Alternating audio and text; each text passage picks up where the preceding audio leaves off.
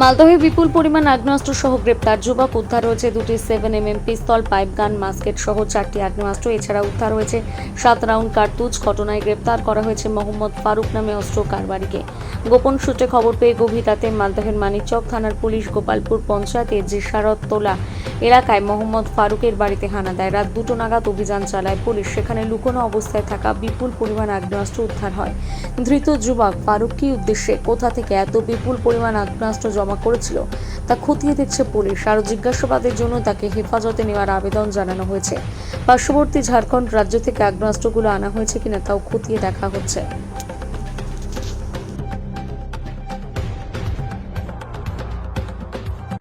কি রিকভারি হয়েছে, কোথা থেকে পাওয়া গেছে?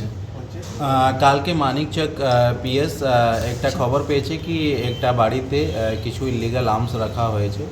তো ওই ইনফরমেশন ওয়ার্কআউট করতে মানিকচক পিএস টিম আপনার জেসারতলা আছে এক জায়গা, যে পোস্ট অফিস আছে শাহবাদতলা, ওখানে গেছে। একটা মোহাম্মদ ফারুক, যার বয়স আছে 21 বয়স, ওর বাড়িতে গিয়েছে। যখন বাড়িতে সার্চ করা হয়েছে, মোটামুটি আনুমানিক টাইম ছিল রাত্রিবেলায়, গম্ভীর রাতে 2টা থেকে 3টার মধ্যে।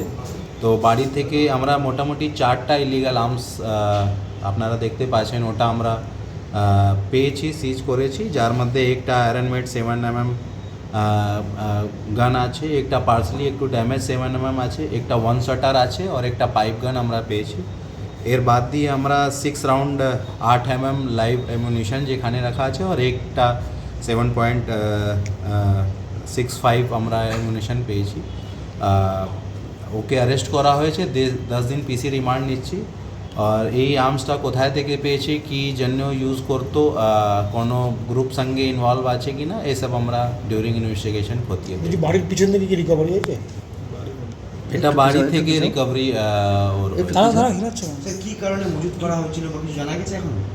আগ্নেয়াস্ত্র কেন মজুত করা হয়েছিল ওটাই আমরা ইনভেস্টিগেশন করব।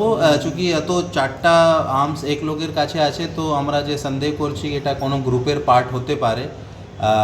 এটা আমরা ওর ভালো করে ইনভেস্টিগেশন করে দেখব কি এটা ওর ইন্ডিভিজুয়াল ছিল কি কারো ওর রাখার ছিল, या কিছু গ্রুপের পার্ট। প্রিভিয়াস কোনো ক্রিমিনাল রেকর্ড স্যার? এর আপাতত আমরা যে প্রাইমারি আমরা দেখতে পেরেছি, আপাতত কোনো রেকর্ড নেই। ফির ভি আমরা অন্য থানাকে মেসেজ করে দেখব কি অন্য কোনো জায়গায় কোনো ক্রিমিনাল রেকর্ড আছে কি। ঝাড়খণ্ডের লিঙ্ক কোনো স্যার?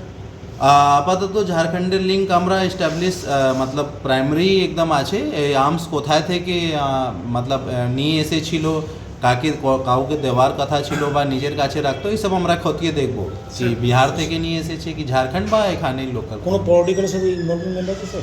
আপাতত যে আমি বলছি কি প্রাইমারি যে জানছি কি এটা কোনো গ্রুপের পার্ট হতে পারে, এটা আমরা আর ডিটেলস করে বলতে পারবো কি এটা মতলব কী ছিল, পিওর ক্রিমিনাল বা। মানিকচক একটা প্রকাশ্যে যেটা মার্ডার হয়েছিল, ওটার সাথে কি স্যার ইনভলভমেন্ট আছে? মানিকচকে এটা মার্ডার হয়েছিল স্যার?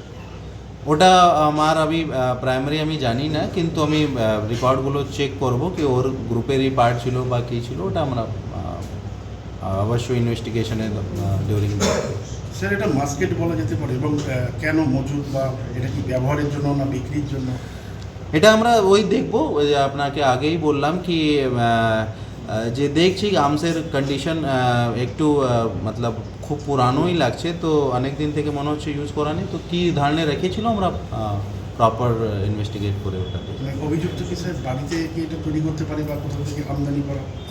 আপাতত ওনার বাড়িতে আমরা কোনো এরকম কারখানা কিছু পেলাম না, শুধু রাখা ছিল। আমরা আর ডিটেলসে করবো কি এটা কোথায় ম্যানুফ্যাকচার হয়েছে, কোথায় থেকে আনিয়েছে, এটা আমরা ডিটেলস।